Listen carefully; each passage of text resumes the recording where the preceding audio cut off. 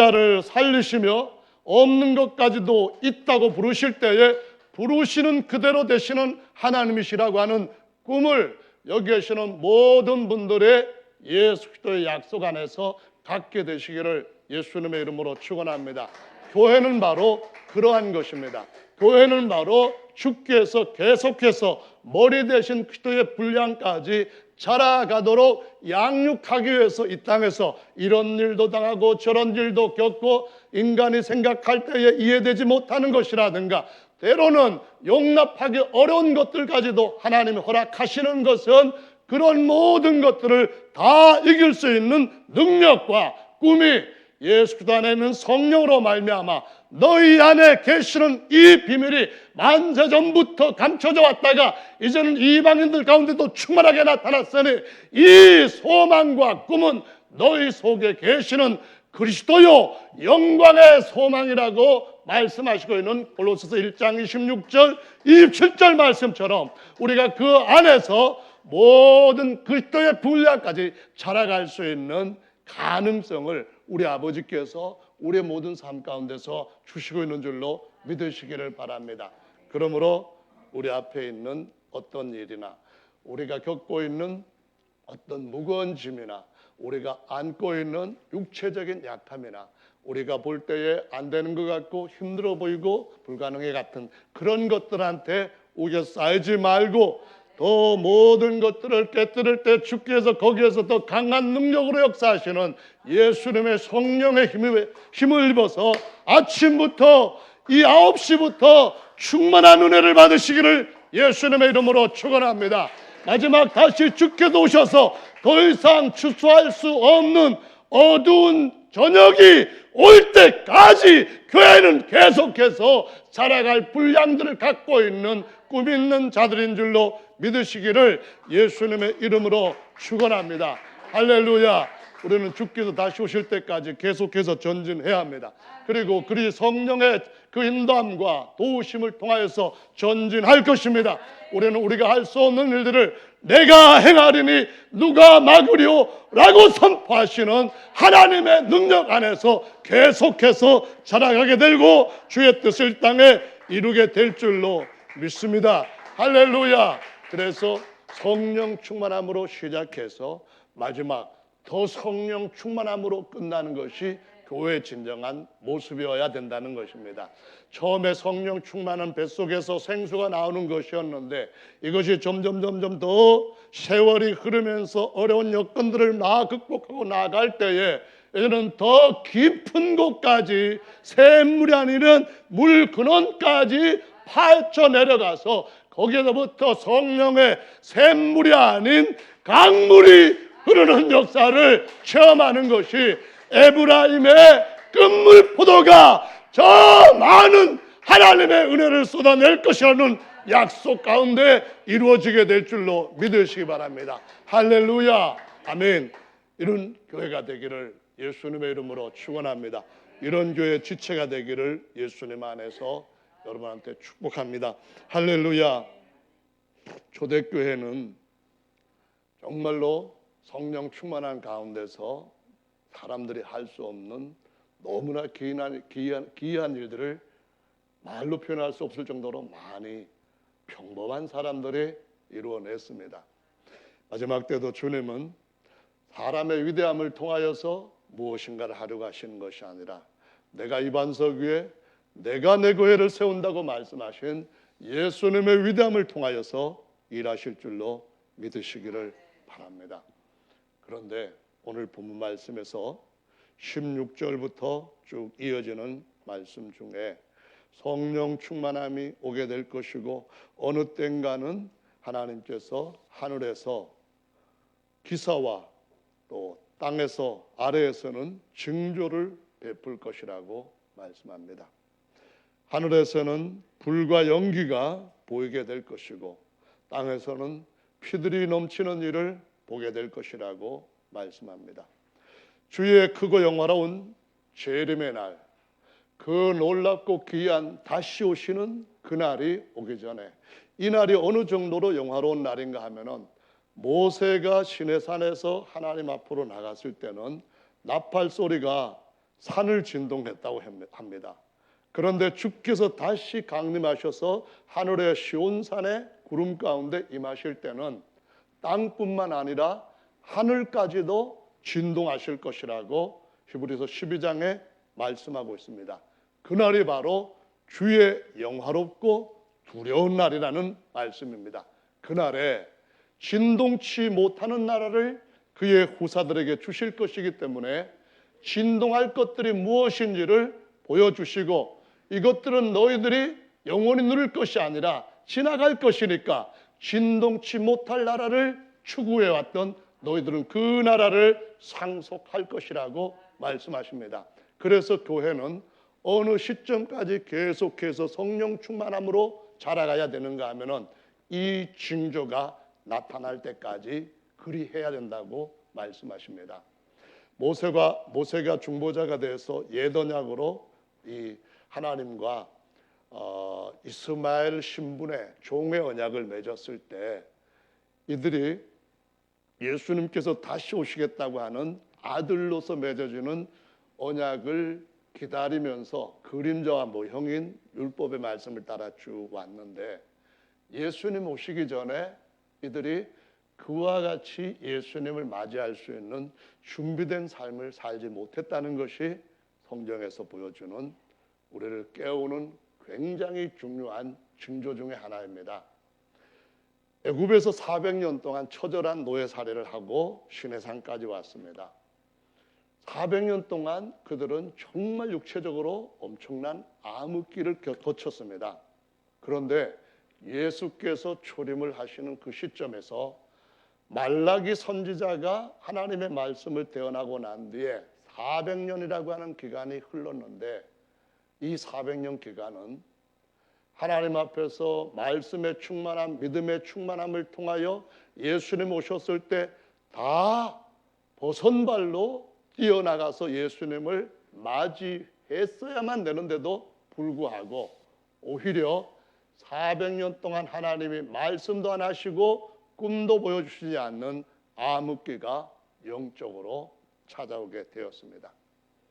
예수님께서 오셨을 때 예수님이 하나님이 취하시는 그 약속의 영원한 살아있는 성전으로 아들을 머릿돌로 놓으시려고 했는데, 이 아이가 태어나자마자 헤롯은 유대인들한테 이미 주전 한 46년경부터 땅에 있는 성전을 어마어마하고 호화롭게 지어주면서 그것으로 유대인의 마음을 싹 홀리는 반면에 하나님이 취하시고 하나님이 세우려고 하는 머릿돌을 아기 때부터 죽이려고 하는 이 살해 공작을 헤롯, 성전을 주도적으로 세웠던 헤롯 왕이 하는 것을 보게 됩니다. 헤롯 왕은 아기를 죽일 수 없었지만은, 그런데 대제사장 서기관 그리고 백성들의 장로들이 예수 그리스도를 공생의 3년 반이 끝났을 때 결국은 이방인들이 가장 저주스럽게 생각하는 십자가에서 예수 그리스도를 죽이게 됩니다.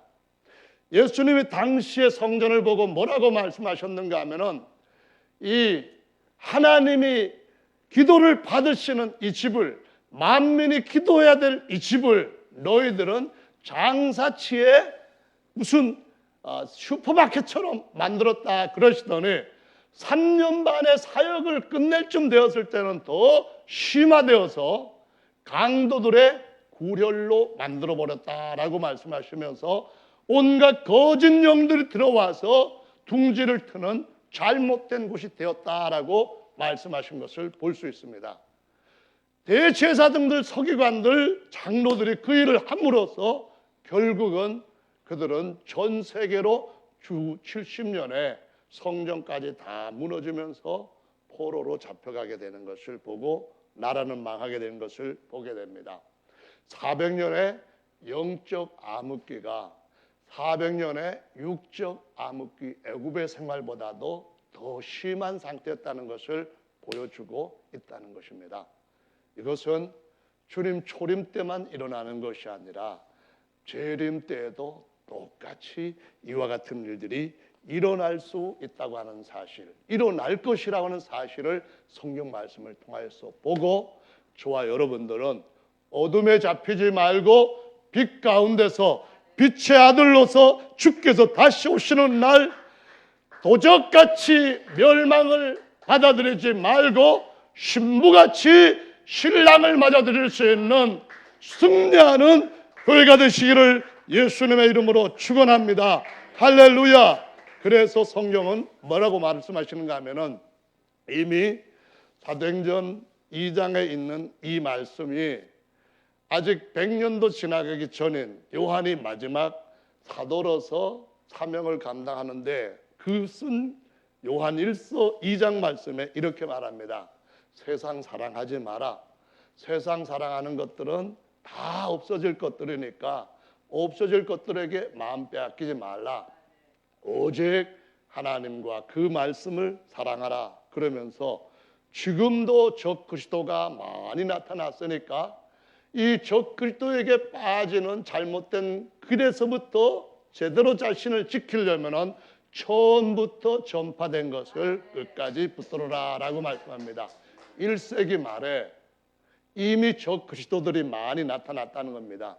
적 그리스도라는 말은 자기가 참된 말씀을 전하는 하나님께서 보내신 사도라는 건데, 주님 보실 때는 내가 보낸 게 아니고 네 스스로 사도가 됐다 해서 자칭 사도이고, 자칭 사도들의 말을 따라가는 자들은 자칭 유대인이 될 것이고, 자칭 유대인이 된다고 하는 말은 하나님의 교회가 아니라 사단의 회다라고 계시록 2장 9절 말씀, 계시록 3장 9절 말씀에서 사단의 회를 이미 교회의 어떤 이들을 보고 경고하시는 것을 볼 수가 있다라는 말씀입니다.